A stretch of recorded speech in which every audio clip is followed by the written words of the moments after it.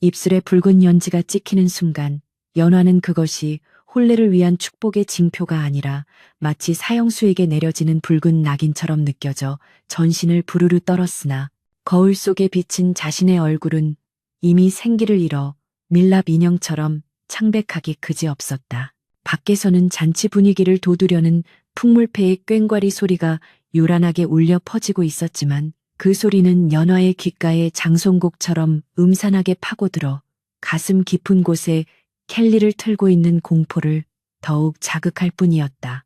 그녀의 뒤에서 머리를 빗겨주던 노모는 거친 손길로 딸의 검은 머리카락을 만지작거리며 연신 훌쩍이고 있었고 그 눈물 방울이 연화의 하얀 목덜미에 차갑게 떨어질 때마다 연화는 입술을 깨물며 터져나오려는 비명을 간신히 삼켜야만 했다. 어미를 용서해다오. 이 못난 어미와 아비를 용서해. 우리 집안의 빚을 갚을 길이 이 길밖에 없었단다. 어머니의 떨리는 목소리가 등 뒤에서 들려왔지만 연화는 차마 고개를 돌려 어머니의 죄책감 어린 눈동자를 마주할 수 없어 그저 거울 속의 허상만을 멍하니 응시하며 스스로에게 최면을 걸듯 속삭였다. 이것은 죽으러 가는 길이 아니다. 그저 남들처럼 시집을 가는 것일 뿐이다. 라고 화려한 화롯은 무겁기가 천근 쇠덩이 같아 연화의 가녀린 어깨를 짓눌렀고 머리 위에 올려진 족두리는 마치 죄인의 목에 채워지는 칼처럼 그녀의 고개를 자꾸만 아래로 떨구게 만들었으니 이는 그녀가 짊어져야 할 운명의 무게와도 같았다.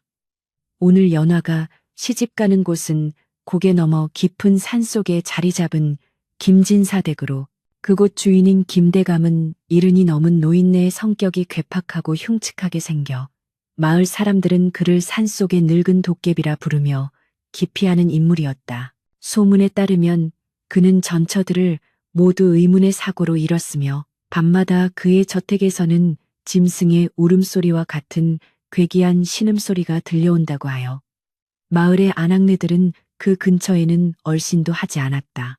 그런 곳으로 꽃다운 나이 18의 연화가 팔려가듯 시집을 가게 된 것은 오로지 아버지의 노름빚 때문이었으니 며칠 전 험상무는 왈패들이 들이닥쳐 집안의 세간을 모두 부수고 아버지를 끌고 가려 했을 때 어디선가 나타난 김대감의 하인이 빚을 갚아주는 대신 연화를 며느리가 아닌 후처로 맞이하겠다는 제안을 내놓았던 것이다. 연화야, 이제 가마에 오를 시간이다. 문 밖에서 들려오는 아버지의 목소리는 죄책감에 젖어 갈라지고 있었고 연화는 천천히 자리에서 일어나 방안을 한번 둘러보았는데 낡은 문풍지와 손때 묻은 반다지가 오늘따라 왜 그리도 사무치게 그리운지 가슴 한구석이 욱신거려 견딜 수가 없었다. 문을 열고 나서자 차가운 늦가을 바람이 화롯자락을 파고들어 맨살을 스치고 지나갔고 마당에 모여있던 동네 사람들은 연화를 보며 혀를 차거나 동정어린 눈빛을 보내고 있었는데 그들의 속닥거리는 소리가 바람결에 실려 연화의 귀에 꽂혔다. 저 고운 것이 그 늙은 괴물에게 잡혀먹히러 가는구나. 효녀도 저런 효녀가 없지. 아비 빚 때문에 생지옥으로 제 발로 걸어 들어가니 원. 사람들의 시선은 마치 날카로운 바늘처럼 연화의 전신을 찔러대었고 그녀는 수치심과 서러움에 고개를 푹 숙인 채 흔들리는 가마의 문을 열고 어두운 그 안으로 몸을 구겨 넣었다. 가마 문이 닫히고 사방이 어둠으로 덮이자 그제야 참았던 눈물이 봇물 터지듯 쏟아져 나와 연지 찍은 뺨을 타고 흘러내려 무릎 위에 고운 비단 치마를 적셨다. 가마꾼들의 힘차게 외치는 소리와 함께 가마가 공중으로 떠오르자 연화는 현기증을 느끼며 가마벽에 기대어 눈을 감았고 덜컹거리는 가마의 진동은 마치 거친 파도 위에 떠있는 쪽배처럼 그녀의 불안한 마음을 요동치게 만들었다. 마을을 벗어나 산길로 접어들수록 주변의 소음은 잦아들고 오직 바람이 나뭇가지를 흔드는 소리와 가마꾼들의 거친 숨소리만이 들려왔는데 그 적막함 속에서 연화의 기억은 10년 전의 그날 눈보라가 휘몰아치던 겨울산으로 거슬러 올라갔다. 그때도 연화는 지금처럼 두려움에 떨고 있었으니 약초를 캐러 산에 올랐다가 길을 잃고 굶주린 늑대 무리를 마주쳤을 때에 그 공포는 아직도 그녀의 악몽 속에 생생하게 살아있었다. 날카로운 이빨을 드러내며 침을 흘리는 늑대들이 연화를 향해 달려들던 그 절체절명의 순간 어디선가 날아온 화살 하나가 늑대의 미간을 꿰뚫었고 이어 나타난 한 소년이 연화의 앞을 가로막아 섰던 것이다. 그 소년은 자신의 몸보다 큰 검을 휘두르며 늑대들과 맞서 싸웠는데 짐승의 발톱이 소년의 팔뚝을 핥히어 붉은 선혈이 하얀 눈밭 위에 낭자하게 뿌려졌음에도 불구하고 그는 단 한 발자국도 물러서지 않았다. 걱정 마라. 내가 너를 지킬 것이다. 소년이 외치던 그 목소리는 아직 변성기도 지나지 않은 앳된 것이었지만 그 안에 담긴 결기는 그 어떤 장수보다도 굳건하여 어린 연화의 마음에 깊이 박혔더랬다. 치열한 사투 끝에 늑대들은 도망쳤고 피투성이가 된 소년은 연화를 업고 산 아래 마을 입구까지 데려다 주었는데 정신을 잃어가던 연화의 눈에 마지막으로 들어온 것은 소년의 왼쪽 팔뚝에 새겨진 깊고 흉측한 상처와 걱정스럽게 자신을 내려다보던 맑고 깊은 눈동자였다. 그날 이후 연화는 그 소년을 다시는 만날 수 없었지만 마음속으로는 언젠가 그가 다시 나타나 자신을 위기에서 구해줄 것이라는 막연하고도 어리석은 기대를 품고 살아왔었다. 하지만 지금 그녀를 기다리고 있는 것은 낭만적인 재회가 아니라 탐욕스럽고 늙은 부호와의 원치 않는 혼례뿐이라는 사실이 연화를 더욱 비참하게 만들었다. 산길은 험준하여 가마가 심하게 기울어질 때마다 연화는 손으로 가마 벽을 짚으며 중심을 잡아야 했고 멀미가 치밀어 올라 속이 메스꺼웠지만 입술을 꽉 깨물며 정신을 붙들었다. 시간이 얼마나 흘렀을까. 가마꾼들의 발걸음이 느려지더니 이윽고 육중한 대문이 열리는 삐걱거리는 소리가 들려왔고 가마가 땅에 내려앉는 둔탁한 느낌과 함께 연화의 심장도 바닥으로 곤두박질 쳤다. 신부 입장이여.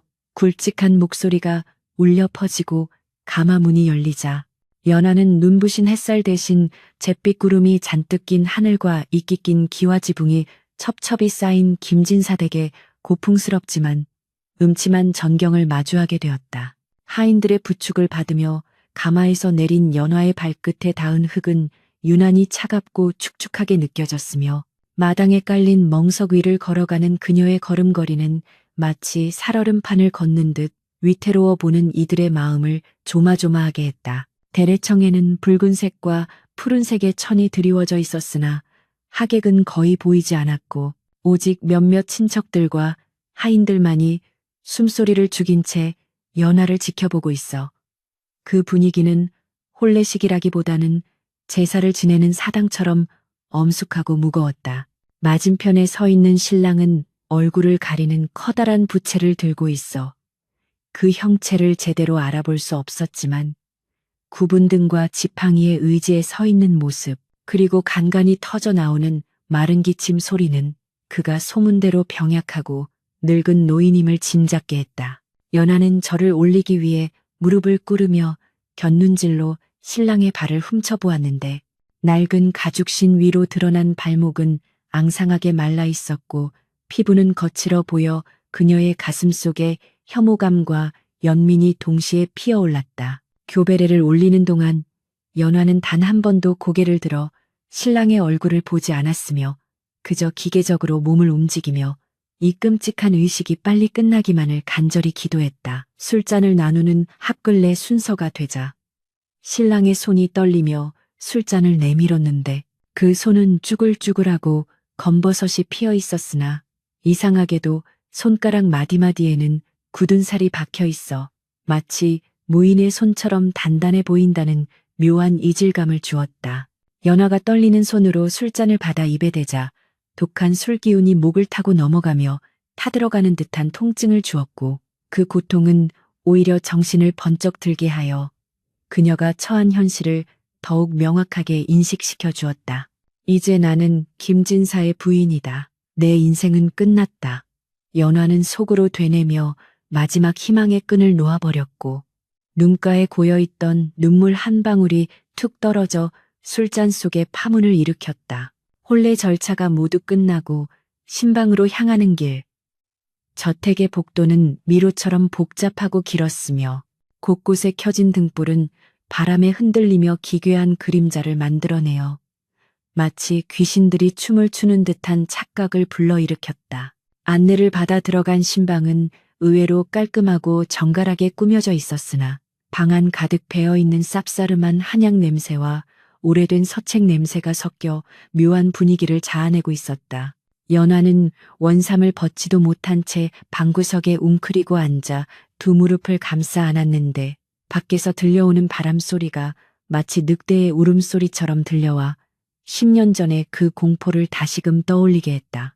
그 소년이 살아있다면 지금 내 나이쯤 되었겠지. 연화는 의미 없는 가정을 하며 스스로를 위로하려 했지만 곧이어 문이 열리고 들어올 늙은 신랑의 모습을 상상하자 몸서리가 쳐졌다. 그녀는 품속에 몰래 감춰둔 은장도를 만지작거리며 만약 그가 자신을 억지로 범하려 한다면 차라리 혀를 깨물거나 이 칼로 자결하겠다는 독한 마음을 먹었다. 얼마나 시간이 흘렀을까. 문 밖에서 무거우면서도 규칙적인 발소리가 들려오기 시작했고 그 소리는 점점 가까워져 연화의 심장 박동 소리와 겹쳐지며 긴장감을 고조시켰다. 드르륵 문이 열리는 소리와 함께 찬바람이 방 안으로 밀려들어와 촛불을 위태롭게 흔들었고 연화는 숨을 멈춘 채 문 쪽을 노려보았다. 문턱을 넘어선 그림자는 길게 늘어져 연화의 발끝까지 닿았고 지팡이를 짚는 탁 소리가 방 안의 정적을 깼다. 기다리게 해서 미안하오, 부인. 그 목소리는 늙은이의 것처럼 쉰 소리가 섞여 있었지만 묘하게도 그 밑바닥에는 알 수 없는 힘과 위험이 서려 있어 연화는 의아함을 느끼며 고개를 아주 조금 들어 올렸다. 어둠 속에 서 있는 사내는 두꺼운 속옷을 겹쳐 입어 체구가 비대해 보였고 얼굴은 삿갓과 베일에 가려져 있어 여전히 그 정체를 드러내지 않고 있었다. 그는 천천히 방 안으로 들어와 연화와는 멀찍이 떨어진 탁자의 자리를 잡고 앉았으며 거친 숨을 몰아쉬며 연거푸 기침을 토해내어 연화의 경계심을 조금은 누그러뜨렸다. 내 몸이 이리 성치 않아 부인에게 몹쓸 꼴을 보이는구려. 가까이 오지 않아도 좋소. 그저 오늘은 피곤할 테니 일찍 쉬시오. 뜻밖의 말이었다. 연화는 그가 당장이라도 달려들어 짐승 같은 욕망을 채울 것이라 생각했지만 그는 오히려 연화를 배려하는 듯한 태도를 보이며 스스로를 구석으로 몰아넣고 있었다. 연화는 여전히 의심을 거두지 않은 채 은장도를 쥔 손에 힘을 주었지만 사내는 더 이상 연화에게 관심을 두지 않는 듯 탁자 위에 놓인 책을 집어들고 읽기 시작했다. 촛불에 비친 그의 옆모습은 기괴하게 일그러져 보였지만 책장을 넘기는 그의 손길만은 섬세하고 정갈하여 연화는 혼란스러운 감정에 휩싸였다. 밤은 깊어가고 창호지 문 너머로 달빛이 스며들어 방 안을 은은하게 비추고 있었는데 연화는 뜬 눈으로 밤을 지새우며 사내의 일거수일투족을 감시하듯 지켜보았다. 사내는 한참 동안 책을 읽다가 이내 고개를 떨구고 잠이 든 듯했는데 그의 잠꼬대 소리가 연화의 귀에 선명하게 들려왔다. 도망쳐, 어서, 늑대들이 온다. 그 순간 연화의 머릿속에 번개 같은 충격이 스치고 지나갔다. 늑대? 왜 이 노인이 꿈속에서 늑대를 찾는단 말인가? 연화는 조심스럽게 몸을 일으켜 잠든 사내의 곁으로 다가갔고 떨리는 손을 뻗어 그의 얼굴을 가린 베일을 걷어보려 했다. 하지만 그 순간 사내가 갑작스럽게 눈을 번쩍 뜨며 연화의 손목을 낚아챘는데 그 악력이 노인의 것이라고는 믿기지 않을 만큼 강하고 뜨거워 연화는 비명을 지를 뻔했다. 호기심이 과하면 화를 부르는 법이요, 부인. 사내의 눈빛은 촛불 아래서 형형하게 빛나고 있었고 그 눈동자는 10년 전 눈보라 속에서 보았던 그 소년의 맑고 깊은 눈동자와 겹쳐 보이며 연화의 심장을 쿵 하고 내려앉게 만들었다. 연화는 황급히 뒤로 물러나며 거친 숨을 몰아쉬었고 사내는 다시 쉰 목소리로 돌아와 물러가 주무시오라고 차갑게 말하며 돌아누웠다. 하지만 연화의 가슴 속에는 이미 걷잡을 수 없는 의혹의 불씨가 타오르기 시작했으니 이 사내의 정체는 과연 무엇이며 왜 자신을 이 깊은 산속으로 불러들였는지, 그리고 방금 보았던 그 눈빛의 의미는 무엇인지에 대한 질문들이 꼬리에 꼬리를 물고 이어졌다. 창밖에서는 부엉이가 구슬프게 울어대고 연화는 낯선 방, 낯선 사내와 함께 맞이하는 첫날 밤의 공포와 알 수 없는 설렘 사이에서 길을 잃은 채 벽에 걸린 족자 속의 그림을 멍하니 바라보았다. 그림 속에는 깎아지른 절벽 위에 위태롭게 피어난 한 송이 꽃이 그려져 있었는데 그것은 마치 벼랑 끝에 내몰린 자신의 처지와도 같아 보였으나 동시에 그 척박한 환경 속에서도 끈질기게 생명을 이어가는 강인함을 웅변하는 듯했다. 연화는 옷깃을 여미며 다짐했다. 이 기이한 저택의 비밀을 밝혀내고 반드시 살아남아 자신의 운명을 되찾겠노라고. 그녀의 눈빛은 더 이상 두려움에 떠는 소녀의 것이 아니었으며 어둠 속에서도 빛을 잃지 않는 별처럼 단단하게 빛나고 있었다. 새벽의 푸르스름한 여명이 창호지 문틈새로 스며들어 방안을 희미하게 밝히기 시작했을 때 연화는 낯선 천장을 바라보며 이것이 꿈이 아님을 뼈저리게 실감하고 있었는데 밤새 뒤척이느라 헝클어진 이불자락과 차갑게 식어버린 옆자리의 온기는 그녀가 처한 냉혹한 현실을 대변하는 듯하여 가슴 한구석이 서늘하게 저려왔다. 신랑은 동이 트기도 전에 이미 자리를 뜬 모양인지 방 안에는 오직 연화의 가느다란 숨소리만이 맴돌고 있었고 탁자 위에 놓인 촛불은 밤새 제 몸을 태워 촛농만을 붉은 눈물처럼 남긴 채 꺼져 있어 그 처연함이 마치 연화 자신의 신세와 닮아 보였다. 그녀는 무거운 몸을 일으켜 앉아 멍하니 방안을 둘러보았는데 어젯밤에 그 기묘했던 긴장감은 사라지고 없었으나 대신 그 자리를 채운 것은 앞으로 펼쳐질 알 수 없는 날들에 대한 막막함과 두려움이었으니 과연 이 음산한 저택에서 제정신을 붙들고 살아갈 수 있을지 의문이 들었다. 문 밖에서는 하인들이 비질하는 소리가 사그락거리며 들려왔으나 그 소리마저도 활기차기보다는 조심스럽고 은밀하여 마치 이 집안 전체가 거대한 비밀을 품고 숨죽이고 있는 것만 같았다. 연화가 조심스럽게 방문을 열고 밖으로 나서자 산중의 차가운 아침 공기가 폐부 깊숙이 파고들어 정신을 번쩍 들게 하였고 눈앞에 펼쳐진 김진사댁의 정원은 안개가 자욱하게 깔려 있어 마치 구름 위에 떠 있는 신선노름의 장소가 아닌 귀신들이 출몰하는 무덤가처럼 으스스한 분위기를 자아내고 있었다. 마당 한가운데에는 수령을 짐작할 수 없는 거대한 소나무가 뒤틀린 가지를 하늘로 뻗고 있어 마치 고통에 몸부림치는 용의 형상과 같았고 그 아래를 지나가는 하인들은 하나같이 고개를 푹 숙인 채 그림자처럼 움직이고 있어 연화가 말을 걸기조차 힘들 정도로 위압적인 침묵이 흐르고 있었다.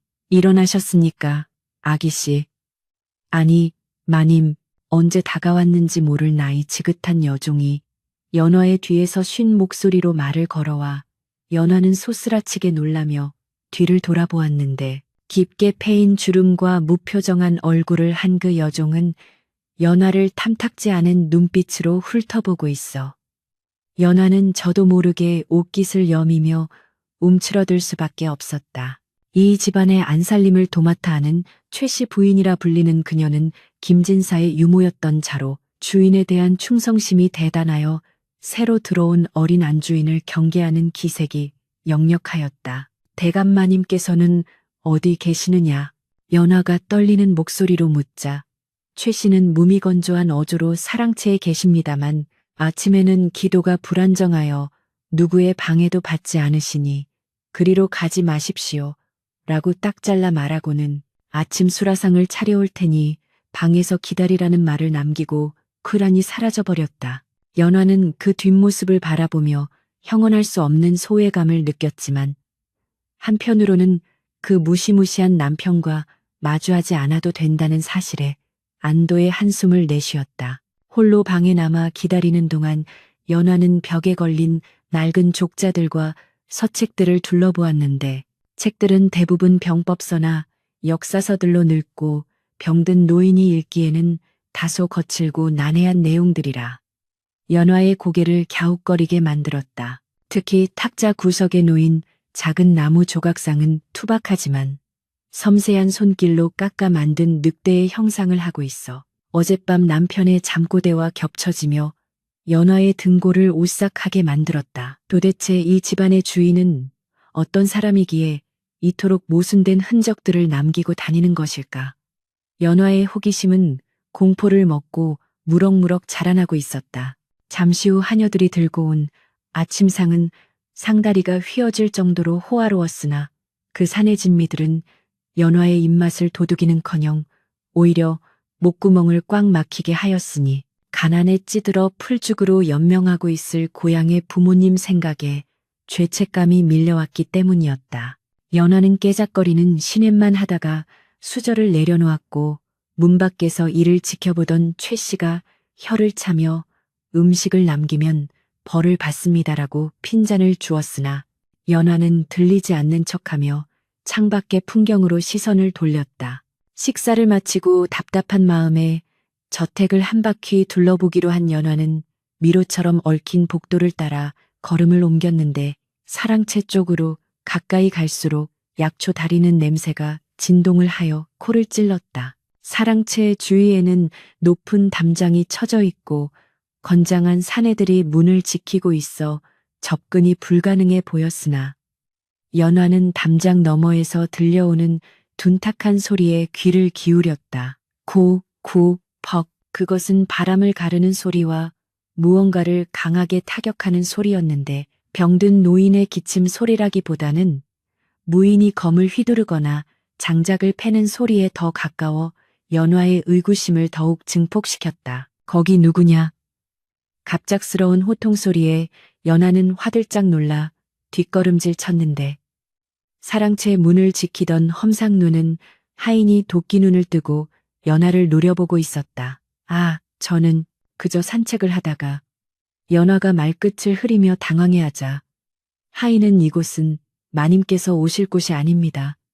어서 안채로 돌아가십시오. 라며 위협적으로 다가왔다. 그때 사랑채 안쪽에서 그만두거라 라는 낮고 굵은 목소리가 들려왔고 그 한마디에 사나운 맹수 같던 하인은 순한 양처럼 고개를 조아리며 뒤로 물러섰다. 연화는 그 목소리의 주인이 어젯밤의 남편임을 직감하고 가슴이 콩닥거렸으나 문은 굳게 닫힌 채 열리지 않았고 안에서는 다시금 쿨럭거리는 기침 소리만이 들려와 연화는 쫓겨나듯 발걸음을 돌려야만 했다. 도망치듯 안채로 돌아오는 길에 연화는 부엌 근처에서 삼삼오오 모여 수군거리는 하녀들의 대화를 엿듣게 되었는데 그 내용은 충격적이기 그지없었다. 어젯밤에도 뒷산에서 늑대 울음소리가 들렸다지. 대감마님이 또 생간을 드시고 기운이 뻗치신 게야. 쉿, 들을라. 전 마님들도 다 그 꼴을 보고 놀라 자빠져서 돌아가신 거라잖아. 저 새파란 색시도 며칠이나 버틸지 모르겠네.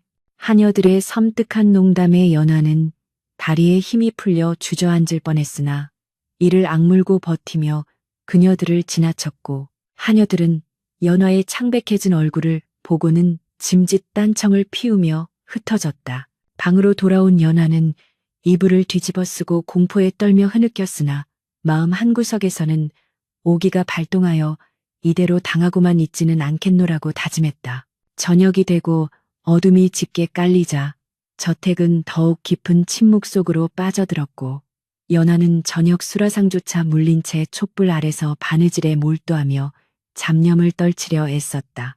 그때 방문 밖에서 인기척이 느껴지더니 문이 드르륵 열렸고 어김없이 삿갓과 베일로 얼굴을 가린 남편이 지팡이를 짚고 들어왔다. 종일 굶었다 들었소. 내 집 음식이 입에 맞지 않는 게요? 그의 목소리에는 질책보다는 걱정이 서려 있는 듯 했으나 연화는 여전히 경계심을 풀지 않고 고개를 숙인 채 아닙니다.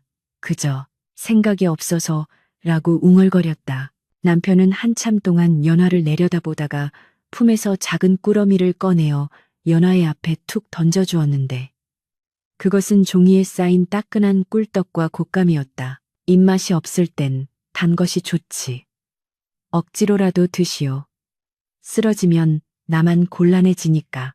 무뚝뚝하게 내뱉는 말과는 달리 그 행동은 퍽이나 다정하여 연화는 의아한 눈으로 꾸러미와 남편을 번갈아 쳐다보았다. 그는 자리에 앉지 않고 서성거리며 방 안의 외풍을 확인하더니 방이 차군. 감감을 더 넣으라 일러두겠소. 라고 말하며 자신의 어깨에 걸치고 있던 두꺼운 털가죽 망토를 벗어 연화의 어깨 위에 덮어주었다. 순간 연화의 코끝에 훅 끼쳐오는 냄새는 늙은이의 퀴퀴한 냄새가 아니라 시원한 소량과 비릿한 쇠냄새가 섞인 남자의 향취였기에 연화의 심장은 다시금 요동치기 시작했다. 망토의 온기는 놀라울 정도로 따뜻하여 얼어붙었던 연화의 몸과 마음을 녹여주었고 그녀는 용기를 내어 처음으로 남편에게 말을 건넸다. 나리, 어찌하여 저에게 이리 잘해주시는지요? 저는 빚 대신 팔려온 물건일 뿐인데 연화의 당돌한 질문에 남편의 어깨가 움찔하는 듯 싶더니 그는 베일 속에서 쓴웃음을 짓는 듯한 기색을 보이며 나지막이 대답했다. 물건이라. 스스로를 그리 낮추지 마시오. 당신은 이 집의 주인이고 내 아내요. 내 사람을 내가 챙기는 것이 이상한 일이요? 내 사람. 그 단어가 주는 무게감이 연화의 가슴을 짓눌렀으나 동시에 묘한 안도감을 주기도 하여 연화는 혼란스러운 눈빛으로 그를 올려다보았다. 하지만 그는 더 이상의 대화를 거부하듯 균등을 돌려 문 쪽으로 향했고 나가기 직전 멈춰서서 한마디를 덧붙였다. 그리고 사랑채 근처에는 얼씬도 하지 마시오. 당신이 보지 말아야 할 것들이 있소. 호기심은 고양이도 죽인다지 않소. 경고인지 걱정인지 모를 말을 남기고 그가 사라지자 연화는 그가 남기고 간 망토를 끌어안고 그 안에 남은 온기를 느끼며 깊은 생각에 잠겼다. 하녀들의 말처럼 그가 정말 괴물이라면 어째서 이토록 따뜻한 체온을 가지고 있단 말인가? 그리고 그가 숨기고 있는 보지 말아야 할 것이란 과연 무엇일까? 연화는 떡을 한 입 베어 물며 달콤함 속에 숨겨진 씁쓸한 진실을 반드시 파헤치리라 결심했다. 다음 날부터 연화는 남편의 경고를 무시하고 은밀하게 저택을 탐색하기 시작했는데 낮에는 안채에 머물며 얌전한 며느리 흉내를 냈지만 밤이 되면 모두가 잠든 틈을 타 몰래 밖으로 나와 사랑채 주변을 배회하였다. 며칠간의 관찰 끝에 연화는 기이한 점들을 몇 가지 발견할 수 있었는데 첫째는 매일 밤 자정 무렵이면 사랑채 뒷문으로 의문의 사내들이 드나든다는 것이었고 둘째는 그들이 싣고 나가는 수레에서 비릿한 피냄새가 난다는 것이었다. 셋째는 남편 김진사가 낮에는 거의 모습을 드러내지 않다가 밤만 되면 활동을 시작한다는 점이었는데 이는 마치 빛을 두려워하는 야행성 짐승의 습성과도 같아 보였다. 어느 날 밤 연화는 대담하게도 사랑채 담장 개구멍을 통해 안으로 잠입하는 데 성공하였고 어둠 속에 몸을 숨긴 채 뜰을 엿보았다. 그곳에는 놀라운 광경이 펼쳐지고 있었으니 지팡이의 의지에 걷던 늙은 남편이 꼿꼿한 자세로 서서 검을 휘두르고 있는 것이 아닌가. 달빛을 받아 번뜩이는 검날은 춤을 추듯 유려하게 허공을 갈랐고 그의 움직임은 바람처럼 빠르고 묵직하여 도저히 이른 노인의 것이라고는 믿을 수 없었다. 연화는 자신의 눈을 의심하며 숨소리조차 죽인 채 그 광경을 지켜보았는데 땀에 젖어 베일이 살짝 걷힌 순간 드러난 그의 턱선은 날렵하고 강인해 보였으며 검을 쥔 팔뚝의 근육은 팽팽하게 솟아올라 있었다. 저 사람은 노인이 아니다. 연화의 머릿속에서 경종이 울리는 순간 갑자기 뜰의 나뭇가지가 뚝 하고 부러지는 소리가 났고 그것은 연화가 밟은 것이 아니라 그녀의 뒤에서 누군가가 접근하고 있음을 알리는 신호였다. 누구냐? 남편의 예리한 외침과 동시에 검기가 연화가 숨어있는 덤불 쪽으로 날아들었고 연화는 비명을 지르며 바닥에 납작 엎드렸다. 서슬퍼런 칼날이 연화의 머리 위를 스치고 지나가 뒤에 있던 나무 기둥에 박혔고 연화는 공포에 질려 고개를 들 수조차 없었다. 저벅저벅 다가오는 발자국 소리가 저승사자의 발소리처럼 들려왔고 이내 차가운 칼끝이 연화의 턱 밑을 겨누며 그녀의 고개를 들어 올리게 했다. 내 경고를 무시하고 여기까지 들어오다니 죽고 싶은 게냐? 남편의 목소리는 서리빨처럼 차가웠으나 연화의 얼굴을 확인한 순간 그의 눈동자가 심하게 흔들리는 것을 연화는 놓치지 않았다. 그는 황급히 검을 거두고 연화를 일으켜 세우려 했으나 연화는 다리에 힘이 풀려 주저앉은 채 덜덜 떨고 있었다. 그때 남편의 소매가 걷히면서 드러난 팔뚝에 선명하게 새겨진 흉터가 달빛 아래 드러났는데 그것은 마치 초승달처럼 굽은 모양의 흉터였다. 연화의 동공이 지진이 난 듯 흔들렸다. 그 흉터. 10년 전 늑대에게 물려 피를 흘리던 소년의 팔뚝에 있던 바로 그 상처와 똑같은 모양이 아닌가. 시간과 공간이 멈춘 듯한 정적 속에서 연화는 떨리는 입술을 열어 묻고 싶었지만 목소리가 나오지 않았다. 남편은 황급히 옷소매를 내려 상처를 가리고는 거칠게 연화의 손목을 잡아 끌어 덤불 밖으로 데리고 나왔다. 돌아가시오. 다시는 이곳에 오지 마시오. 이것이 마지막 잡이요. 그는 연화를 쫓아내듯 밀치고는 뒤도 돌아보지 않고 어둠 속으로 사라져 버렸지만 연화는 그 자리에 못 박힌 듯 서서 그가 사라진 방향을 멍하니 바라볼 뿐이었다. 방으로 돌아온 연화는 심장이 터질 것 같은 격동을 느끼며 이불 속에 파고들었지만 눈앞에는 남편의 그 날카로운 검무와 팔뚝의 흉터가 잔상처럼 남아 사라지지 않았다. 그가 나를 구했던 그 소년이란 말인가? 그렇다면 왜 노인 행세를 하며 숨어 사는 것인가? 왜 나에게 정체를 밝히지 않는 것인가? 수만 가지 의문이 머릿속을 헤집어 놓는 가운데 연화는 두려움보다는 어떤 확신에 가까운 희망을 품게 되었다. 그가 만약 그 소년이라면 그는 나를 해치지 않을 것이다. 아니, 오히려 나를 지키기 위해 이 모든 연극을 하고 있는지도 모른다. 연화는 어젯밤 그가 덮어주었던 털가죽 망토를 얼굴에 묻고 깊게 숨을 들이마셨다. 그에게서 나던 그 소량과 쇠 냄새가 이제는 더 이상 낯설거나 무섭지 않게 느껴졌다. 오히려 그것은 그리움의 향기였고 10년간 그녀를 지탱해온 추억의 실체였다. 연화는 결심했다. 이 가면 놀이의 끝을 보겠노라고. 그리고 그 가면 뒤에 숨겨진 진짜 얼굴을 마주하고 왜 자신을 외면하는지 그 이유를 듣고야 말겠노라고. 창밖에는 비가 추적추적 내리기 시작했고 빗소리는 마치 연화의 가슴속에서 피어나는 애절한 연심의 리듬처럼 슬프고도 아름답게 밤의 정막을 두드리고 있었다. 어둠 속에 홀로 앉은 연화의 눈빛은 이제 의심의 안개를 걷어내고 진실을 향해 타오르는 촛불처럼 위태롭지만 강렬하게 빛나고 있었다. 비가 억수같이 쏟아지는 밤이었다. 하늘 구멍이 뚫린 듯 퍼붓는 빗줄기는 기와 지붕을 사정없이 때리며 요란한 소음을 만들어냈고 그 소리는 마치 천지개벽을 예고하는 전조처럼 연화의 불안한 심기를 긁어대고 있었다. 사랑채 담장 너머에서 목격한 그 충격적인 장면 이후 연화의 세상은 송두리째 뒤집혀 버린 듯했다.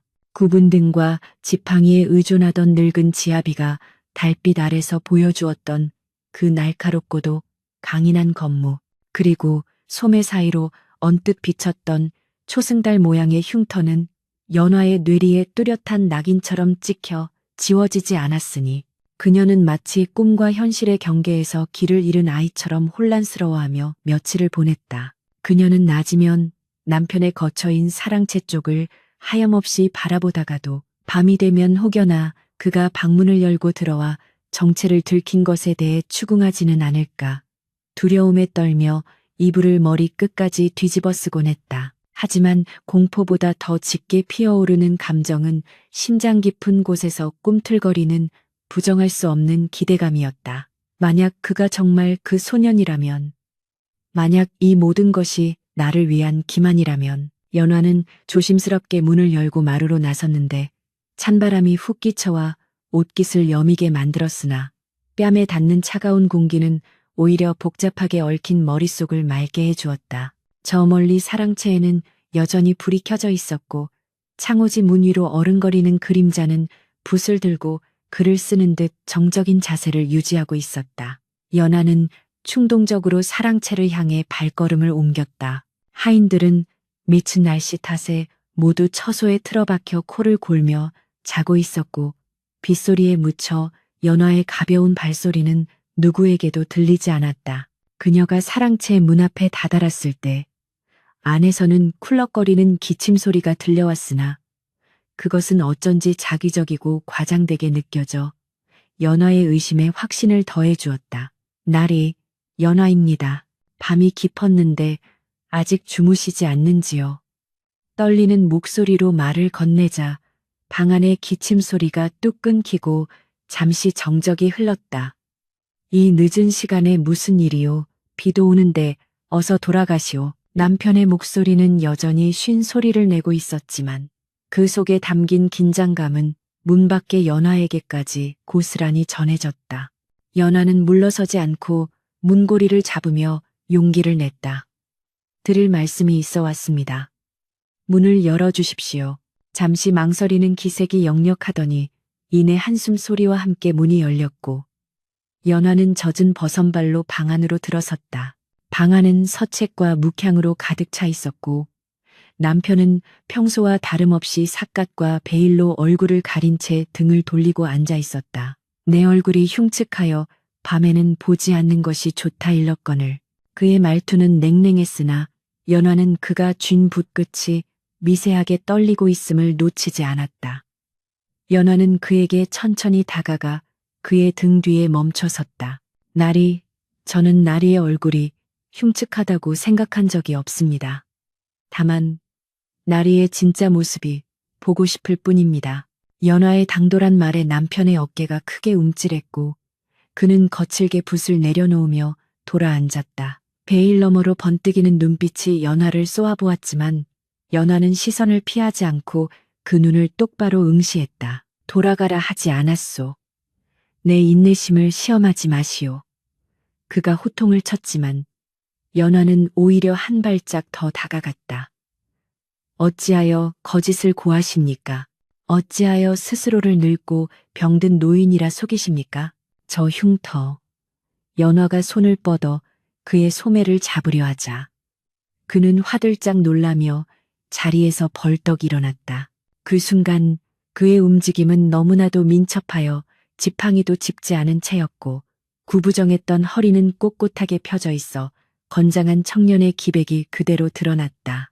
당황한 그가 뒷걸음질 치다가 탁자를 건드렸고 탁자 위에 놓여있던 무거운 청동화로가 기우뚱하더니 연화의 발등을 향해 떨어지기 시작했다. 위험해. 남편은 반사적으로 몸을 날려 연화를 끌어안고 옆으로 굴렀고 쾅하는 굉음과 함께 화로가 바닥에 떨어지며 뜨거운 재가 사방으로 흩날렸다. 연화는 눈을 질끈 감았다가 뜨거운 숨결이 닿는 것을 느끼고 천천히 눈을 떴다. 그녀는 단단한 가슴팍에 안겨 있었고 그녀를 감싸 안은 팔은 바위처럼 굳건했다. 그리고 무엇보다 충격으로 인해 벗겨진 베일 사이로 드러난 그의 얼굴이 연화의 시야에 가득 들어왔다.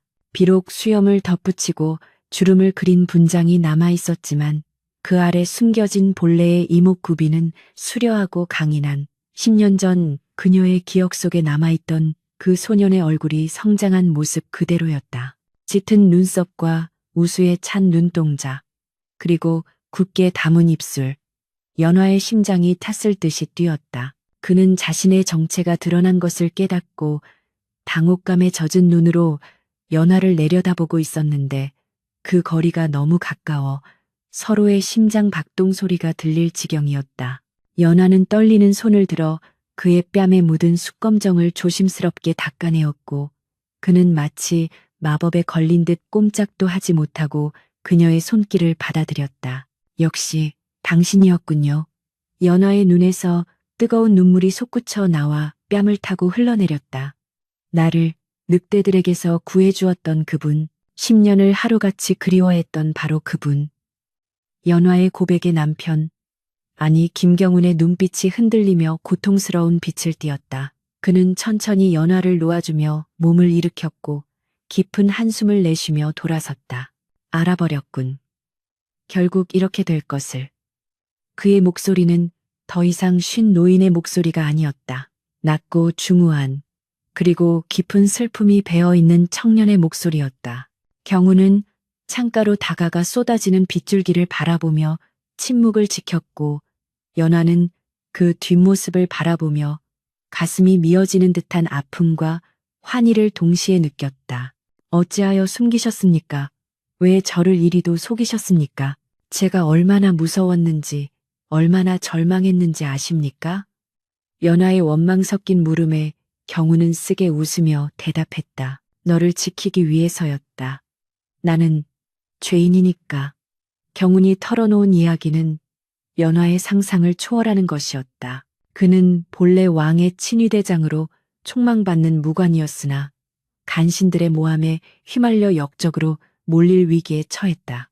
가문이 멸문지화를 당할 처지에 놓이자 그는 아버지를 모시고 깊은 산속으로 숨어들었고 추격자들의 눈을 피하기 위해 미친 늙은이 행세를 하며 살아왔던 것이다.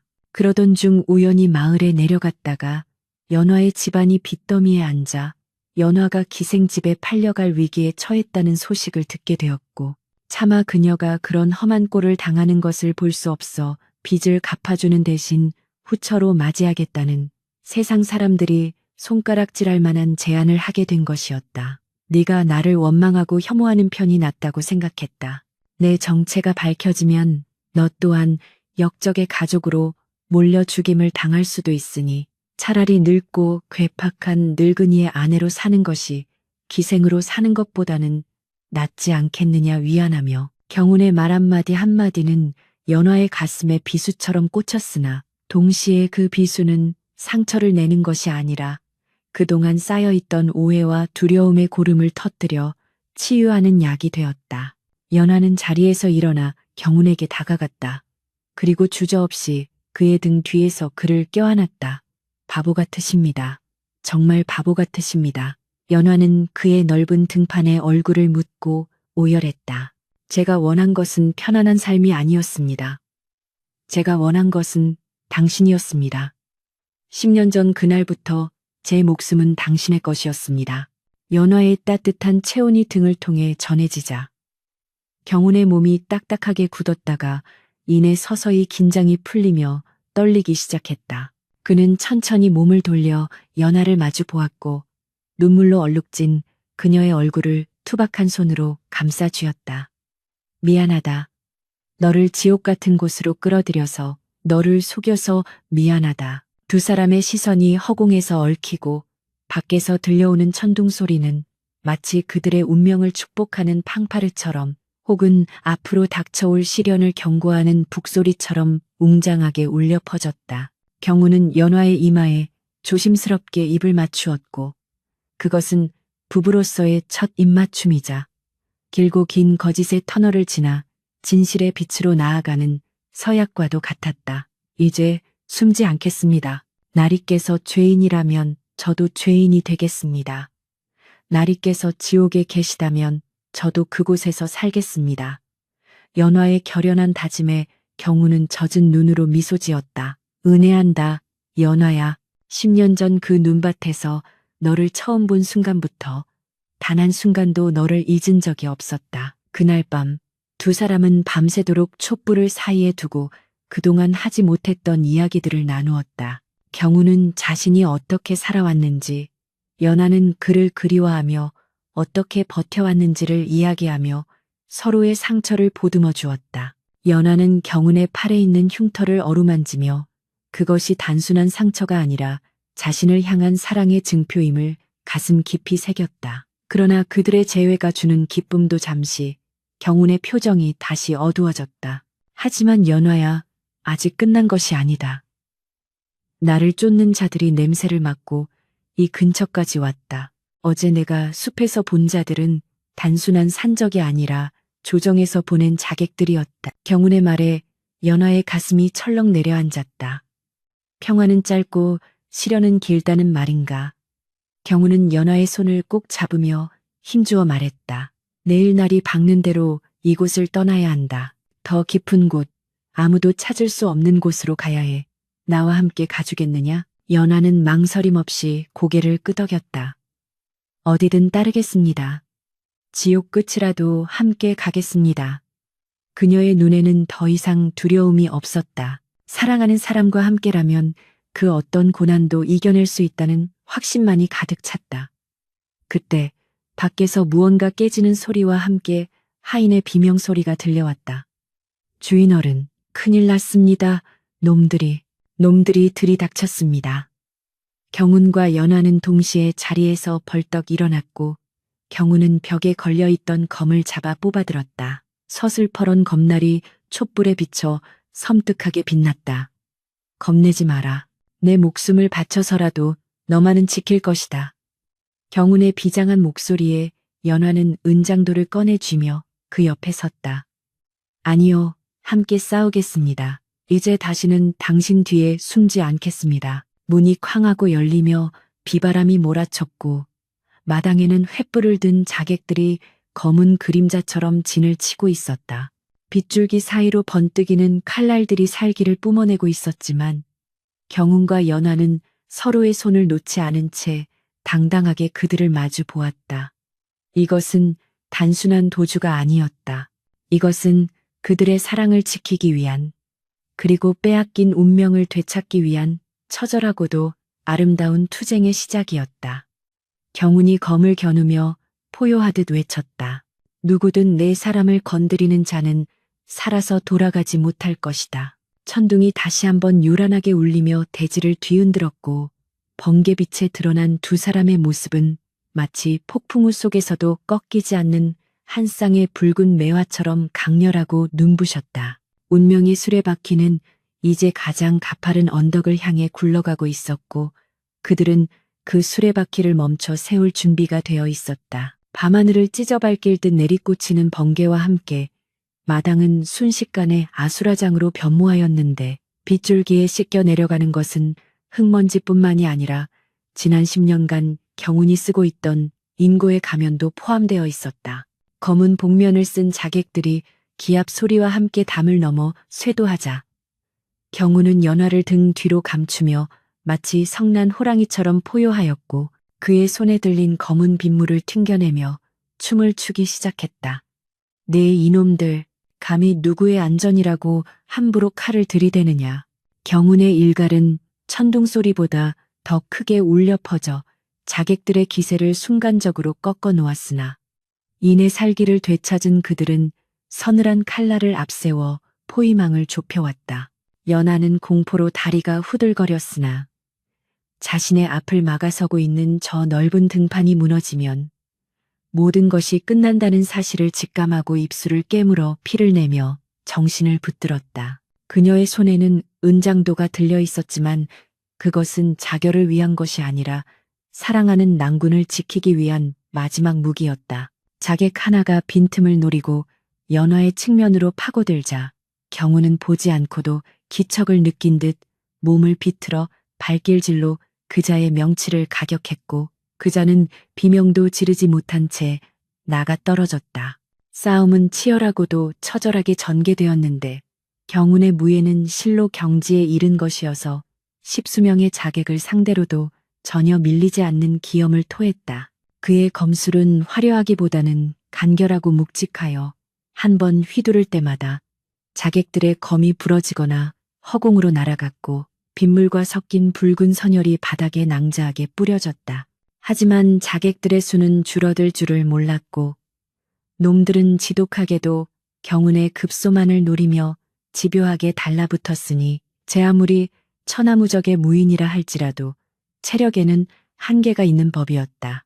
경운의 숨소리가 점차 거칠어지고 그의 어깨와 허벅지에서 붉은 피가 배어나오기 시작하자 연화의 가슴은 찢어질 듯 아파왔다. 나리, 조심하십시오. 연화의 비명에 경운이 고개를 돌린 사이 자객의 우두머리로 보이는 자가 비열하게도 암기를 날렸고 그것은 경운의 왼쪽 팔뚝 10년 전 늑대에게 물려 흉터가 남은 바로 그 자리에 깊이 박혔다. 경우는 신음을 삼키며 무릎을 꿇었고 자객들은 득에 양양한 웃음을 흘리며 그를 애워쌌다. 김경훈, 이제 그만 포기하시지. 내 놈의 목을 가져오라는 대감마님의 명이 있었다.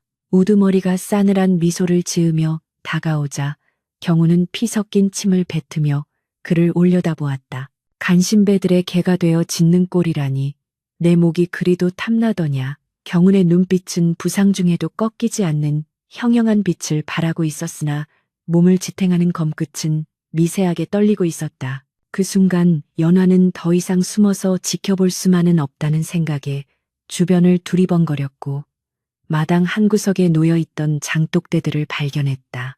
그녀는 젖먹던 힘까지 짜내어 장독 하나를 들어 올렸고 자객들이 경훈에게 마지막 일격을 가하려는 찰나 괴성을 지르며 장독을 우두머리의 머리 위로 내던졌다. 쨍그랑 요란한 파열음과 함께 간장이 터져나와 우두머리의 시야를 가렸고 그가 당황하여 허우적거리는 사이 경훈은 기회를 놓치지 않고 솟구쳐 올라 검을 휘둘렀다. 단말마의 비명과 함께 우두머리가 쓰러지자 전세는 순식간에 역전되었는데 우두머리를 잃은 자객들은 당황하여 우왕좌왕하기 시작했고 그 틈을 타 경우는 사자우를 토하며 남은 적들을 몰아붙였다.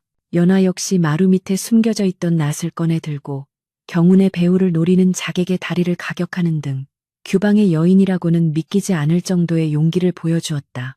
비와 피, 그리고 땀이 뒤섞인 진흙탕 싸움 속에서 두 사람은 서로의 등과 가슴이 되어 하나처럼 움직였고 그 모습은 마치 피냄새를 맡고 달려든 늑대 한 쌍이 무리를 지키기 위해 필사적으로 싸우는 것처럼 처절하고도 아름다웠다. 마침내 마지막 자객이 경훈의 발 아래 쓰러지고 마당에는 정적만이 감돌게 되었을 때 경훈은 검을 지팡이 삼아 겨우 몸을 지탱하고 있었고 연화는 흙투성이가 된 채 그의 품으로 달려가 안겼다. 나리, 살아계신 거지요? 연화의 오열 섞인 물음에 경훈은 힘겹게 고개를 끄덕이며 피 묻은 손으로 그녀의 얼굴을 감쌌다. 네 덕분이다. 네가 나를 살렸다. 하지만 안도감도 잠시 대문 밖에서 또 다른 말발굽 소리가 들려오기 시작했고 수십 개의 횃불이 어둠을 밝히며 저택을 향해 다가오고 있었다. 경훈과 연화는 긴장하여 서로를 끌어안았으나 이번에 나타난 무리들은 자객들이 아니었다. 어명이요. 김경훈은 썩 나와 어명을 받들라. 우렁찬 목소리와 함께 관군들이 대문을 박차고 들어왔고 그 선두에는 붉은 관복을 입은 암행어사가 위엄있게 서 있었다. 경훈은 그를 보자마자 긴장이 풀린 듯 털썩 주저앉으며 헛웃음을 지었다. 이민보, 자네가 너무 늦게 왔군. 암행어사 이민보는 경훈의 중마 고우이자 조정 내에서 유일하게 그의 결백을 믿어주던 인물로 경훈이 보낸 밀서를 받고 증거를 수집하여 달려온 것이었다. 자네 꼴이 그게 뭔가? 천하의 김경훈이 고작 자객 몇 놈에게 당하다니. 이민보는 농담처럼 말했지만 그의 눈가에는 친구의 참혹한 모습에 대한 안타까움이 어려 있었다. 관군들은 신속하게 쓰러진 자객들을 포박하고 시신을 수습하였으며 저택은 순식간에 조정의 통제하에 들어갔다. 이민보는 품에서 두루마리를 꺼내 펼쳐들고 엄숙하게 낭독했다. 죄인으로 몰렸던 김경훈은 들으라. 금일부로 그대의 억울한 누명이 벗겨졌음을 알린다. 그대를 모함했던 좌회정 일파는 영모죄로 하옥되었으며 주상 전하께서는 그대의 충심을 높이 사시어 즉시 입궐하라는 명을 내리셨다. 그 말은 10년간 경훈을 옥죄고 있던 족쇄가 풀리는 순간이자 어둠 속에 갇혀있던 그가 다시 세상의 빛을 보게 되는 순간이었다. 경훈은 빗물에 젖은 바닥에 무릎을 꿇고 궁궐이 있는 북쪽을 향해 절을 올렸고 연하 또한 그 옆에 나란히 엎드려 감격의 눈물을 흘렸다. 성은이 망극하옵니다. 경훈의 목소리는 떨리고 있었지만 그 어느 때보다 힘이 실려 있었다. 모든 상황이 정리되고 비가 그치자 구름 사이로 둥근 달이 얼굴을 내밀며 젖은 대지를 은은하게 비추기 시작했다. 경우는 치료를 받기 위해 안채로 옮겨졌고 연화는 밤새 그의 곁을 지키며 상처를 닦고 약을 발라주었다. 많이 아프십니까? 연화가 걱정스런 눈빛으로 묻자 경우는 연화의 손을 잡으며 고개를 저었다. 아니, 하나도 아프지 않다. 네가 곁에 있는데 내가 어찌 아픔을 느끼겠느냐. 그의 눈빛은 꿀처럼 달콤하여 연화의 얼굴을 붉게 물들였다. 날이 밝자 경우는 10년간 썼던 노인의 가면과 가발, 지팡이를 모두 마당에 쌓아놓고 불을 질렀다. 활활 타오르는 불길을 바라보며 그는 지난날의 고통과 외로움, 그리고 굴욕을 모두 태워버렸다. 이제 그는 더 이상 숨어 사는 늙은 도깨비 김진사가 아니라 당당한 조선의 무관 김경운으로 다시 태어난 것이다. 연화는 그 옆에 서서 타오르는 불꽃을 바라보며 자신의 운명 또한 새롭게 피어오르고 있음을 느꼈다. 빚에 팔려온 가련한 소녀는 이제 영웅의 아내이자 스스로의 의지로 삶을 개척한 여인이 되어 있었다. 그러나 한양으로 올라가기 전 경우는 연화에게 중대한 결정을 내리게 했다. 연화야, 나는 이제 조정으로 돌아가야 한다. 그곳은 화려하지만 칼날 위를 걷는 것처럼 위험한 곳이다. 네가 원한다면 이곳에 남아 평범하게 살 수 있도록 해주겠다. 굳이 나와 함께 가시밭길을 걷지 않아도 된다. 그것은 연화를 위한 마지막 배려였으나 연화에게는 일고의 가치도 없는 제안이었다. 연화는 경운의 눈을 똑바로 바라보며 단호하게 말했다. 나리 부부는 일심동체라 하였습니다. 나리께서 가시는 곳이 꽃길이든 가시밭길이든 그곳이 바로 제가 있어야 할 곳입니다. 저를 두고 가시려거든 차라리 저를 베고 가십시오. 연화의 결기에 찬 대답의 경우는 멍하니 그녀를 바라보다가 이내 환하게 웃으며 그녀를 와락 끌어안았다. 고맙다. 정말 고맙다.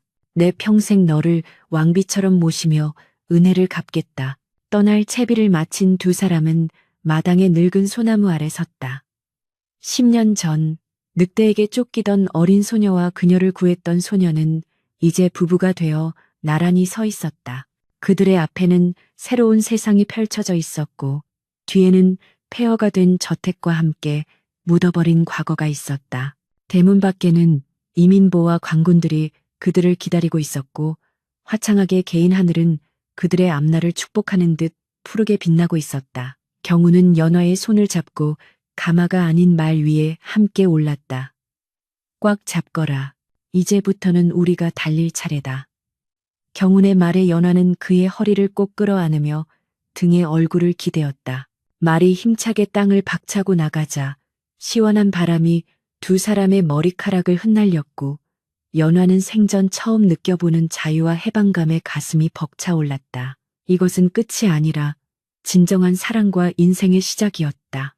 억울한 누명도, 가난의 굴레도, 신분의 벽도 두 사람의 사랑 앞에서는 무력한 장애물에 불과했다. 말발굽 소리는 경쾌하게 산기를 울렸고 멀어지는 김진사 댁의 지붕 위로 아침 햇살이 눈부시게 쏟아져 내렸다.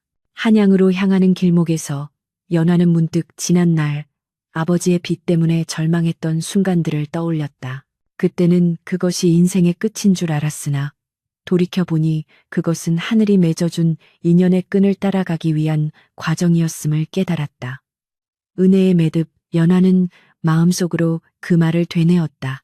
은혜가 사랑이 되고 그 사랑이 단단한 매듭이 되어 두 사람을 묶어주었으니 이 매듭은 세상 그 어떤 칼로도 끊을 수 없을 것이다. 경운의 등에서 전해져 오는 따뜻한 체온과 규칙적인 심장 박동 소리는 연화에게 더없는 평온함을 주었고 그녀는 살며시 눈을 감고 다가올 미래를 꿈꾸었다. 그곳에는 더 이상 늑대도 자객도 숨겨야 할 비밀도 없을 것이다. 오직 서로를 아끼고 위하는 마음만이 가득한 따뜻한 보금자리가 그들을 기다리고 있을 것이라 확신하며 연화의 입가에는 옅은 미소가 번졌다. 한양의 봄은 유난히도 찬란하고 눈부셨으니 북촌 언덕배기에 자리 잡은 김경운의 저택 담장 너머로는 흐드러지게 핀 벚꽃잎들이 바람에 실려 마치 분홍색 눈송이처럼 마당 가득 흩날리고 있었다.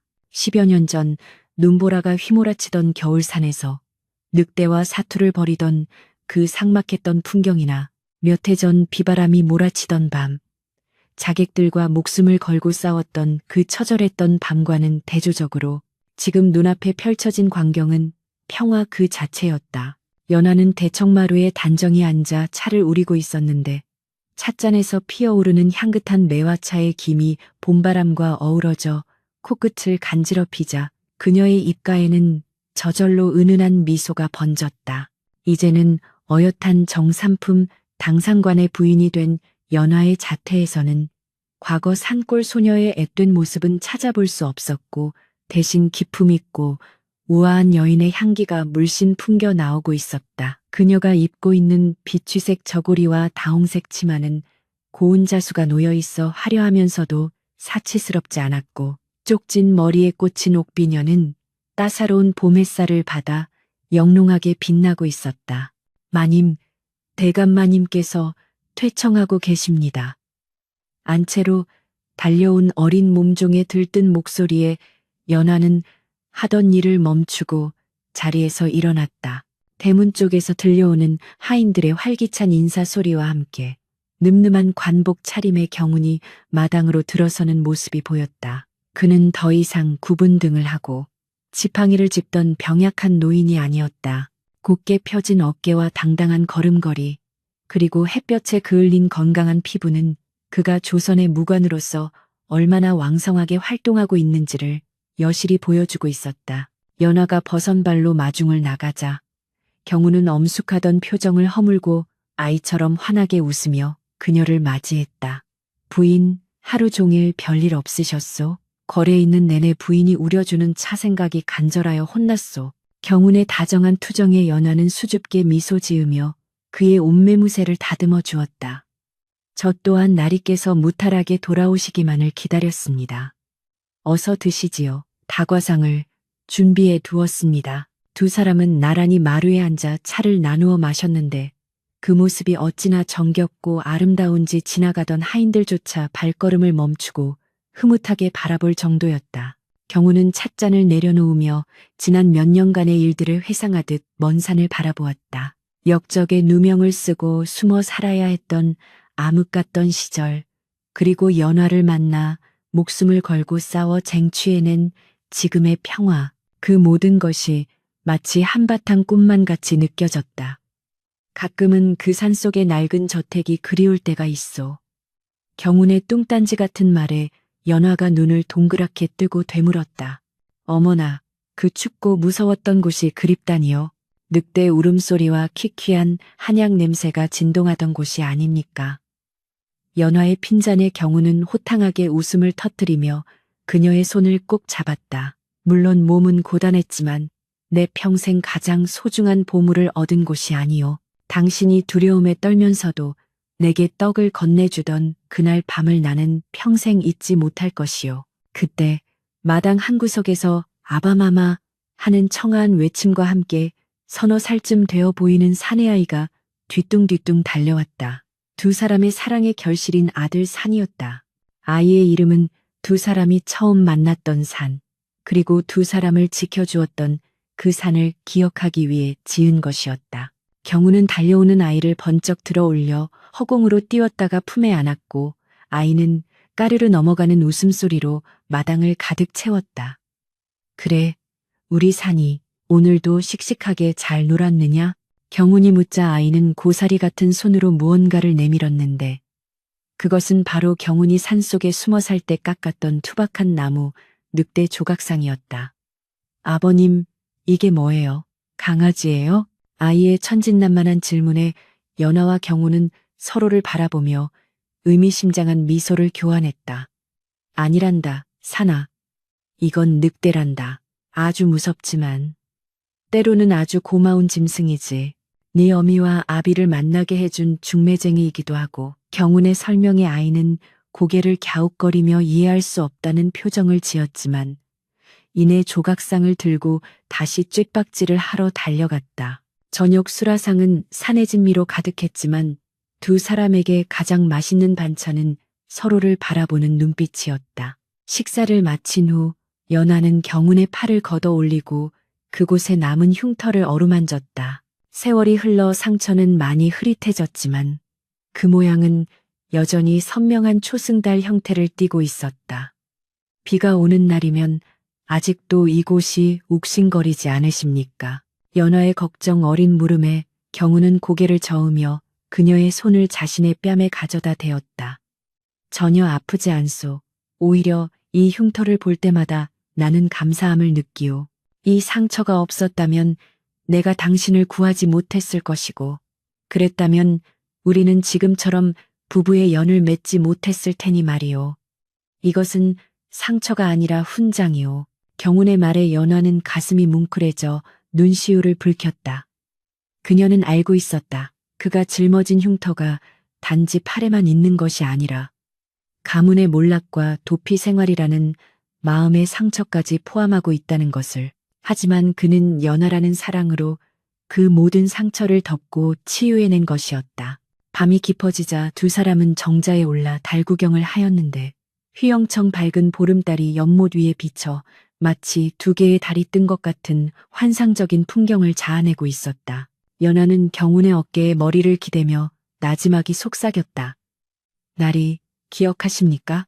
처음 시집오던 날 저는 나리가 늙고 추한 괴물인 줄만 알았습니다. 제 인생은 끝났다고 생각하며 매일 밤 눈물로 지새웠지요. 연화의 고백에 경우는 짙게진 미소를 지으며 대답했다. 기억하고 말고 그때 당신은 내 얼굴을 보기도 싫어하여 고개를 푹 숙이고 있었지. 내심 얼마나 서운했는지 아시오? 내 비록 가면을 쓰고 있었지만 마음만은 언제나 당신을 향해 활짝 열려 있었거늘. 두 사람은 옛 이야기를 안주 삼아 도란도란 대화를 나누었고 가끔씩 터져나오는 웃음소리가 밤하늘로 흩어졌다. 만약 연화가 잠시 뜸을 들이며 물었다. 만약 제가 그때 빚 때문에 팔려온 것이 아니라 다른 좋은 가문의 규수로서 나리를 만났다면 어땠을까요? 그래도 우리가 사랑에 빠졌을까요? 연화의 가정의 경우는 잠시 생각에 잠기는 듯 하더니 이내 단호한 목소리로 대답했다. 아니요, 우리는 반드시 그때 그 상황에서 만났어야 했소. 당신의 효심이 나를 감동시켰고 나의 절박함이 당신을 필요로 했으니 평온한 시절에 만났다면 서로의 진가를 알아보지 못하고 그저 스쳐 지나가는 인연이 되었을지도 모르오. 고난이 우리를 묶어주었고 시련이 우리 사랑을 단단하게 담금질해 주었소. 경운의 대답은 연화의 마음속에 있던 일말의 아쉬움마저 깨끗이 씻어내어 주었다. 그렇다.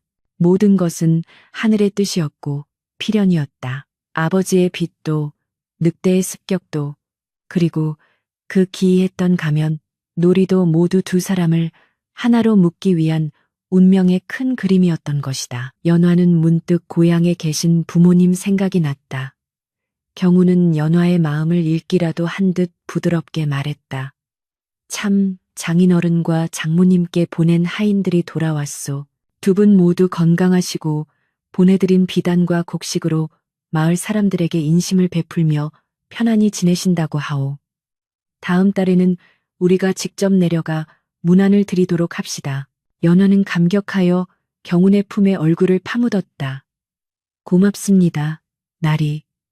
정말 고맙습니다. 제가 전생에 무슨 덕을 쌓았기에 이토록 과분한 사랑을 받는 것인지 모르겠습니다. 경우는 연화의 등을 토닥이며 속삭였다. 과분한 것은 나요.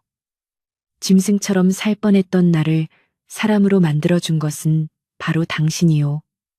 은혜하오, 부인. 검은 머리가 팥뿌리가 될 때까지, 아니 다음 생에서도 나는 당신만을 은혜할 것이오. 달빛 아래 두 사람의 그림자는 하나로 포개졌고 연못의 물결은 잔잔하게 일렁이며 그들의 사랑을 축복하고 있었다. 10년 전 한 소년이 소녀를 구하기 위해 날렸던 화살 하나가, 그리고 10년 후 한 소녀가 가문을 구하기 위해 선택했던 희생이 돌고 돌아 이렇게 아름다운 매듭으로 완성된 것이다. 세간 사람들은 김대감과 연화 부인의 이야기를 전설처럼 이야기하며 부러워하였다. 늙은 괴물에게 시집간 효녀가 알고 보니 영웅의 아내가 되었다는 이야기는 권선징악의 표본이 되어 아이들의 잠자리에서 널리 읽히게 되었다. 하지만 그들에게 그 이야기는 전설이 아니라 매일매일 숨쉬고 살아가는 현재의 행복이었다. 이튿날 아침, 연화는 일찍 일어나 남편의 출근 채비를 도왔다. 관대를 매주는 연화의 손길에는 정성이 가득했고 그 손길을 받는 경운의 눈빛에는 신뢰가 가득했다. 대문을 나서는 경운의 뒷모습을 배웅하며 연화는 생각했다. 인생은 한 치 앞도 알 수 없는 폭풍우와 같지만 그 폭풍우 속에 닻을 내릴 수 있는 사랑이라는 항구가 있다면 두려울 것이 없다고. 그녀는 대문 옆에 핀 붉은 동백꽃을 바라보며 혼잣말처럼 중얼거렸다. 늦게 핀 꽃이 더 붉고 시련을 겪은 사랑이 더 깊다 하였지. 그녀의 독백은 봄바람을 타고 담장을 넘어 멀리 퍼져나갔다. 김경운과 연화 두 사람은 그 후로도 오랫동안 서로를 존경하고 아끼며 백년해로 하였고 슬하에 둔 자식들 또한 부모의 성품을 이어받아 훌륭한 인재로 성장하여 가문을 더욱 빛내었다. 그들의 사랑 이야기는 은혜의 매듭이라는 이름으로 후대까지 전해져 고난 속에서도 희망을 잃지 않고 진실한 사랑을 지키는 것이 얼마나 값진 것인지를 일깨워주는 등불이 되었다. 벼랑 끝에 핀 꽃이라 하여 쉬이 꺾일 것이라 비웃지 말라. 그 뿌리는 바위보다 단단하고 그 향기는 천리를 가니 인연의 끈은 억지로 묶을 수도 억지로 끊을 수도 없는 법. 오직 진실한 마음만이 그 매듭을 아름답게 완성할 수 있는 것이다. 행복하게 웃고 있는 부부의 모습 위로 따스한 봄볕이 쏟아져 내리며 길고도 험난했던 그러나 그 무엇보다 아름다웠던 그들의 이야기는 여기서 갈물이 된다. 세월의 흐름은 유수와 같아. 어느덧 경운과 연화의 머리카락 위에도 하얀 서리가 내려앉기 시작한 지 오래였다. 북촌의 김대감댁은 그 명성이 날로 드높아져 문지방이 닳도록 손님들이 드나들었으나 정작 그 집의 주인인 경운과 연화는 세속의 번잡함에서 한 발짝 물러나 조용한 노년을 즐기고 있었다. 그러나 오늘은 그 평온한 저택이 이른 새벽부터 벌집을 쑤셔 놓은 듯 소란스러웠으니 바로 두 사람의 장남이자 집안의 기둥인 산의 혼례가 치러지는 날이었기 때문이었다. 마당에는 오색 깃발이 나부끼고 하인들은 음식을 나르느라 분주하게 오갔으며 곳곳에 걸린 청사초롱은 봄바람에 흔들리며 다가올 경사를 축복하고 있었다. 연화는 안방에 앉아 며느리가 될 예비 신부에게 보낼 함을 점검하고 있었는데 비단과 폐물을 만지는 그녀의 손길은 섬세하면서도 어딘가 모르게 떨리고 있어 마치 20여 년 전 자신이 시집 오던 그날의 긴장감을 다시금 느끼는 듯했다. 부인, 아직도 준비가 덜 끝난 게요? 산이 녀석이 벌써부터 사모관대를 차려입고 안절부절 못하고 있소. 방문이 열리며 경운이 껄껄 웃으며 들어왔다. 세월은 그의 얼굴에 깊은 주름을 새겨 넣었지만 호탕한 웃음소리와 눈빛에 서린 총기는 여전하여 늙은 호랑이의 위엄을 잃지 않고 있었다. 연화는 짐짓 흘겨보며 대꾸했다. 나리께서도 참 아들의 일륜지대사인데 어찌 어미가 마음을 놓을 수 있겠습니까? 게다가 산이 짝이 될 아이는 좌혜정 대감의 영이라 성격이 보통이 아니라 들었습니다. 우리 순한산이가 꽉 잡혀 살까봐 걱정입니다. 연화의 투정의 경우는 옆에 앉아 그녀의 어깨를 감싸 안았다. 걱정 마시오. 사내란 본디 제 여자에게 꽉 잡혀 사는 것이 가정의 평화를 지키는 지름길이요. 나를 보시오. 천하를 호령하는 무관이라도 부인 앞에서는 순한 양이 아니요. 경운의 능청스러운 말에 연화는 피식 웃음을 터뜨렸고 긴장으로 굳어있던 얼굴이 화사하게 풀렸다. 그때 마당에서 쿵쾅거리는 발소리가 들리더니 홀레복을 입은 아들 산이 들이닥쳤다. 훤칠한 키에 아버지를 쏙 빼닮은 이목구비를 가진 산은 늠름한 청년으로 자라 있었으나 지금 그의 얼굴은 긴장과 불안으로 사색이 되어 있었다. 어머니, 아버지, 큰일 났습니다. 신부 집에서 기별이 왔는데 오는 길에 가마꾼이 발을 헛디뎌 가마가 개울에 빠질 뻔했다고 합니다. 다행히 사람은 다치지 않았으나 신부의 의복이 젖어 혼례 시간에 늦을지도 모른다고 사내 다급한 보고에 연화는 놀라 자리에서 일어났으나 경우는 태연하게 차를 한 모금 마시며 아들을 바라보았다. 그래서 네가 지금 여기서 발만 동동 구르고 있으면 젖은 옷이 마르기라도 한다더냐? 아버지의 차분한 꾸지람에 사는 말문이 막힌 듯 우물쭈물했다. 경우는 찻잔을 내려놓으며 엄한 목소리로 말했다. 사내대장부가 그깟 일에 당황하여 평정심을 잃어서야 되겠느냐. 네 어미는 늑대가 우글거리는 산속으로 시집 오면서도 눈 하나 깜짝하지 않았다. 옷이 젖었으면 새 옷을 보내주면 될 것이고 시간이 늦으면 기다리면 될 일이다. 중요한 것은 형식이 아니라 네가 신부를 맞이하겠다는 흔들리지 않는 마음이다. 아버지의 호통에 사는 고개를 숙였고 연하는 아들의 손을 잡으며 부드럽게 타일렀다. 사나, 네 아버님 말씀이 옳다. 혼례는 보여주기 위한 행사가 아니라 두 사람이 평생을 함께 하겠다고 약속하는 자리란다. 비가 오면 비를 막고 바람이 불면 바람을 막아주면 되는 거야. 우리가 그랬던 것처럼 말이다. 어머니의 따뜻한 위로에 사는 그제야 안정을 되찾은 듯 깊은 숨을 내쉬었다. 소자가 생각이 짧았습니다. 당장 사람을 보내 여분의 화롯을 전달하고 하객들에게 양해를 구하겠습니다. 산이 씩씩하게 대답하고 나가자 경운과 연하는 서로를 마주보며 미소 지었다. 녀석, 누굴 닮아 저리 급한지 모르겠소. 누굴 닮긴요. 젊은 시절 나리께서도 성격이 불같으셨지요. 두 사람은 옛 추억을 떠올리며 잠시 회상에 잠겼다.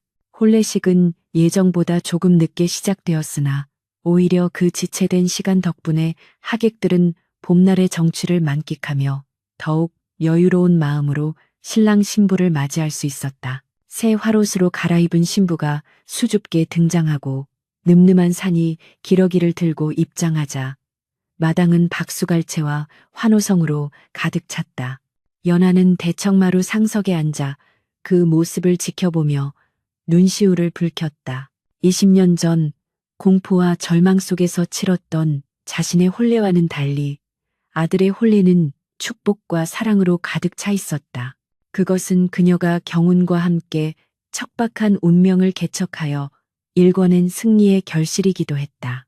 경운은 연화의 손등 위에 자신의 거친 손을 포개며 나지막이 속삭였다.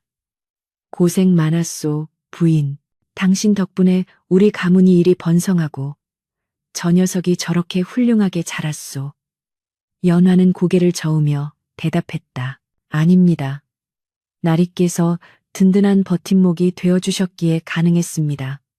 저 아이들이 우리보다 더 행복하게 살기를 바랄 뿐입니다. 혼례가 무사히 끝나고 밤이 깊어지자 북적이던 손님들도 하나둘 돌아가고 저택에는 다시 고요가 찾아왔다.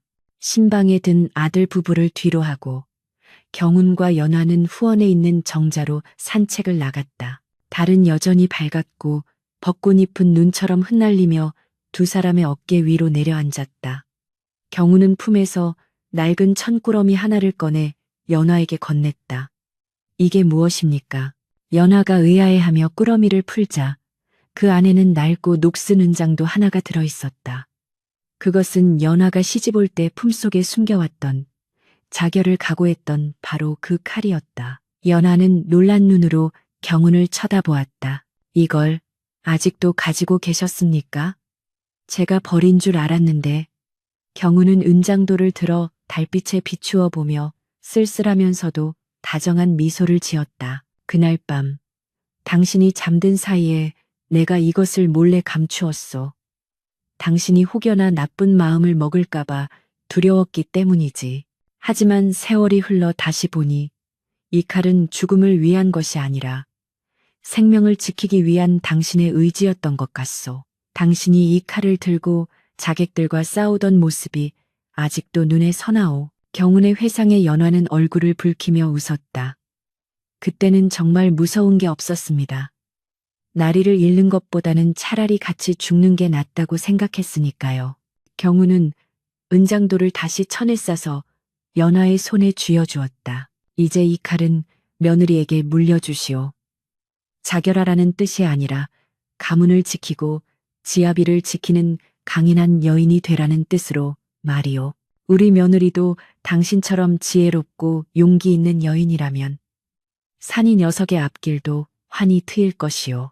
연화는 경운의 깊은 뜻에 감동하여 고개를 끄덕였다. 그리하겠습니다. 이 칼에 담긴 우리의 이야기를 며느리에게도 들려주겠습니다. 겉모습이 아닌 진심을 보는 법, 고난 속에서도 사랑을 피워내는 법을요. 두 사람은 정자 난간에 기대어 밤하늘을 올려다보았다. 밤하늘에는 수많은 별들이 보석처럼 박혀 있었고 그중 유난히 밝게 빛나는 두 개의 별이 마치 그들 부부처럼 나란히 반짝이고 있었다. 날이 만약 다음 생에 있다면 연화가 운을 떼자 경운이 말을 가로챘다. 다음 생에도 그 다음 생에도 나는 당신을 찾아낼 것이오. 설령 내가 또다시 늑대 같은 몰골을 하고 있더라도 당신은 나를 알아봐 주겠지? 연화는 경운의 팔을 꼭 끌어안으며 대답했다. 물론입니다. 나리의 눈빛, 나리의 향기, 나리의 따뜻한 손길. 제가 어찌 있겠습니까? 1000번을 다시 태어나도 저는 나리의 신부가 될 것입니다. 바람이 불어와 연못의 물결을 흔들었고 수면에 비친 달 그림자가 일렁이며 춤을 추었다. 두 사람의 그림자는 하나로 녹아들어 구분이 되지 않았고 그들이 지나온 세월의 무게만큼 깊고 진한 사랑의 향기가 정원 가득 퍼져나갔다. 그들의 사랑은 불꽃처럼 화려하게 타오르다 사라지는 것이 아니라 은근하게 타오르는 숯불처럼 오래도록 온기를 유지하며 주변을 따뜻하게 데워주는 그런 사랑이었다.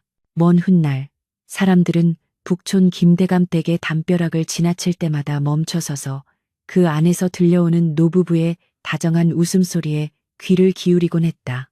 그리고 그 웃음소리는 전설이 되어 사랑을 의심하는 이들에게는 믿음을, 사랑을 시작하는 이들에게는 용기를 주는 영원한 노래가 되었다. 밤이 차니 그만 들어갑시다. 부인. 경운이 연화의 어깨에 자신의 겉옷을 덮어주며 말했다. 예, 나리. 연화는 남편의 부축을 받으며 천천히 걸음을 옮겼다. 두 사람의 뒷모습은 늙고 힘없어 보이는 것이 아니라 서로가 서로를 지탱하는 가장 완벽한 균형을 이루고 있었다. 그들이 걸어가는 길 위로 벚꽃잎이 축복처럼 쏟아져 내렸고 그 꽃길 끝에는 그들이 평생을 함께 가꾸어온 안식처가 따뜻한 불빛을 밝히며 기다리고 있었다. 이것으로 김경운과 연화의 이야기는 진정한 마침표를 찍게 되었으나 그들이 남긴 사랑의 매듭은 그들의 자손과 이야기를 전해 들은 모든 이들의 가슴 속에 영원히 풀리지 않는